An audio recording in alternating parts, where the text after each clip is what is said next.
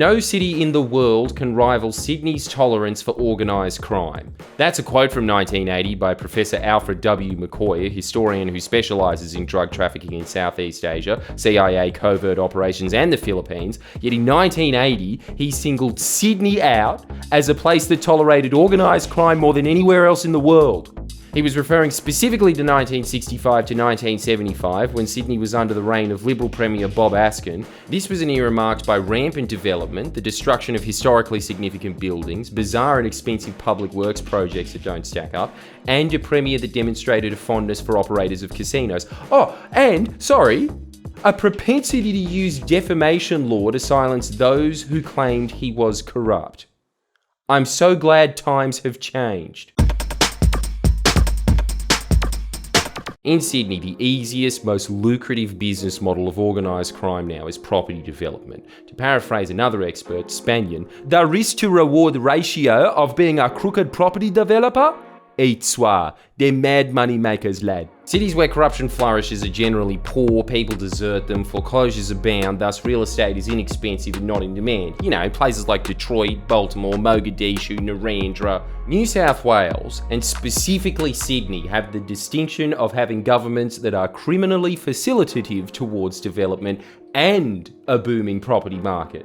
You'd be hard-pressed to find a place on Earth where it's easier to become incredibly rich from property development, and I think the intellects of Sydney's property developers prove that. Yeah, boys, just how I hid my property interests, the bubbles hide my farts.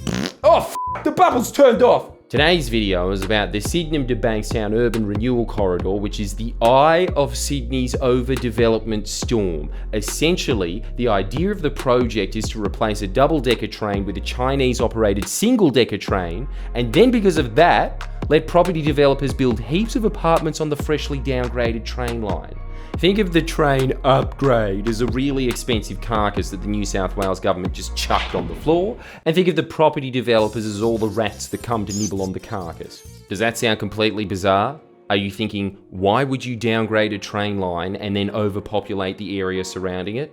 Well, you're obviously not as intelligent as the Liberal Party polymaths that masterminded the plan. A group led by Gladys Berejiklian, no less. Or maybe she was more a leader in name only. After all, her boyfriend Daryl Maguire was one of the many crooks that attempted to cash in on this scam. Maguire made representations to ministerial staff for property developer Joe Alha about a piece of land Alha bought in Campsie in 2014 after he heard about the so-called Bankstown upgrade. And before we go any further, I just want to point out that this story is a case study as to why it's important that you are engaged with local politics.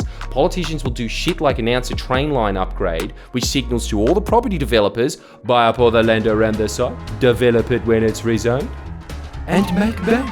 And although that's not insider trading, it's as good as insider trading if you have an apathetic population.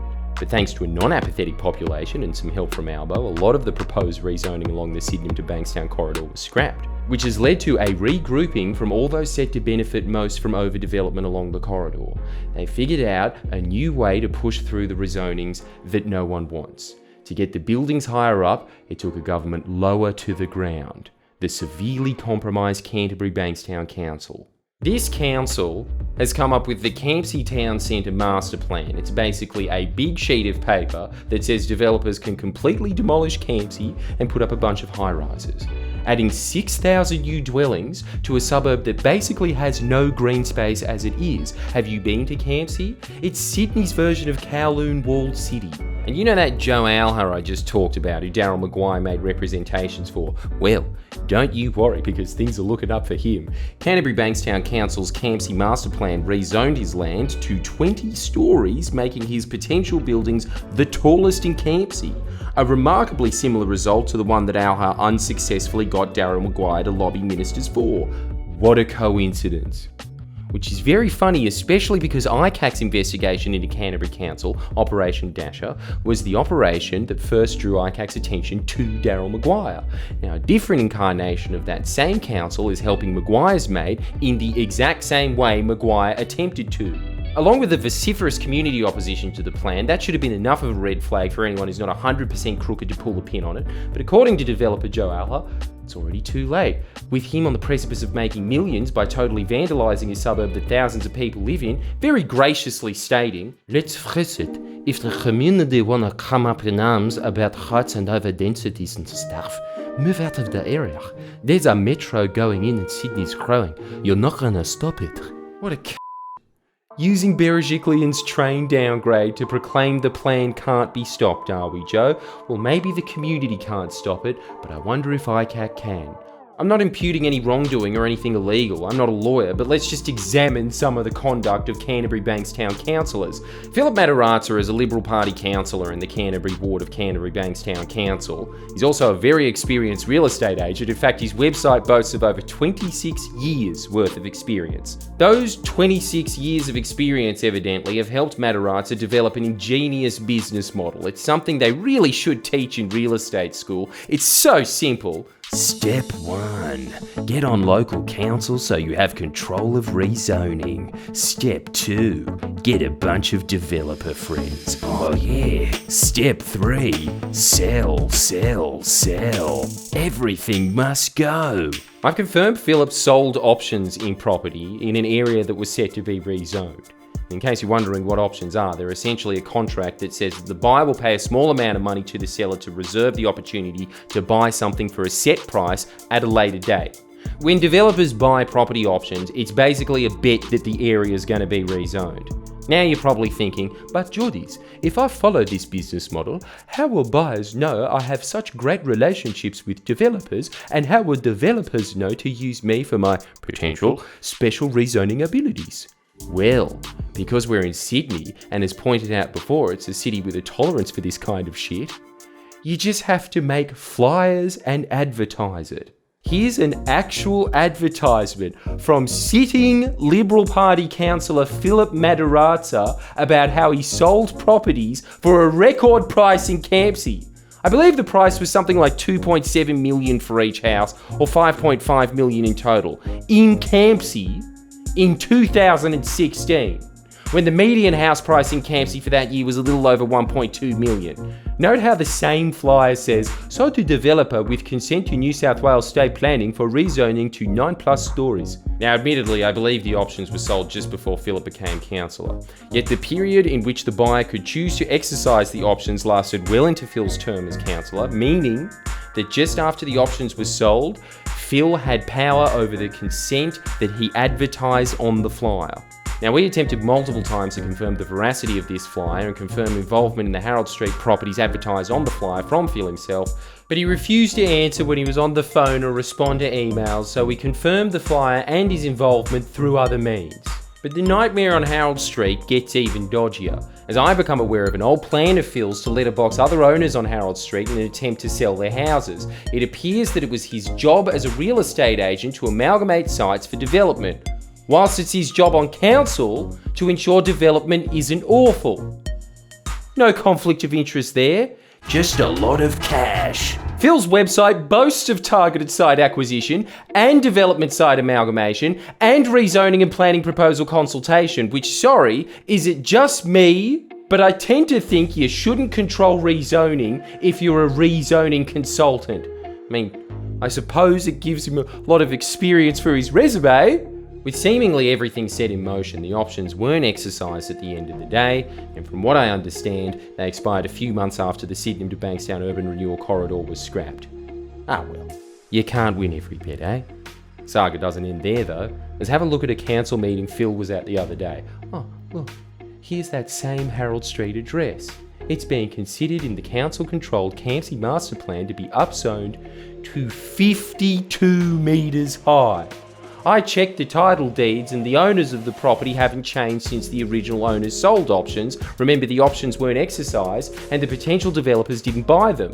Even the other site at Harold Street that Phil planned to letterbox is owned by the same people as earlier, which is bizarre because developer Mascon, yes, real name spelt Mascon, they're advertising a 120 block apartment complex on 2 to 10 Harold Street, despite not owning any of the property.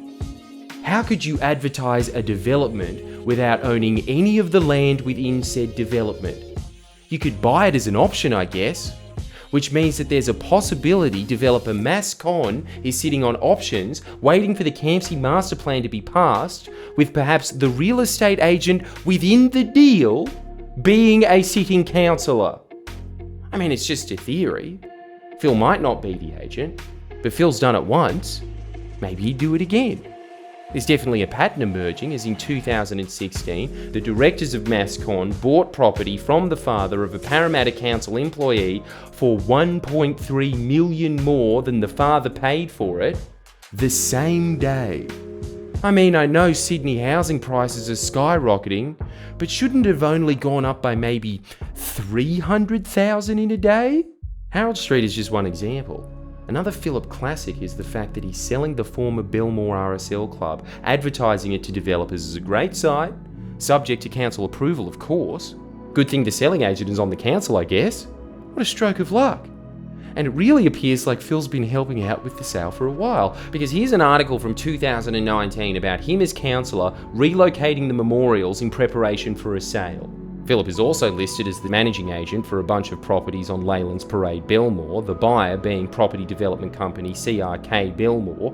Not only did Phillip have input on the master plan, a master plan that rezoned these properties, that's a given, that's just Phil's business model, but the buyer, CRK, is actually behind an AstroTurf support group called Locals for Metro Southwest, despite the fact that CRK developments are based in Double Bay.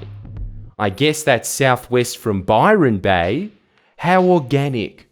Do you see how crooked this all is?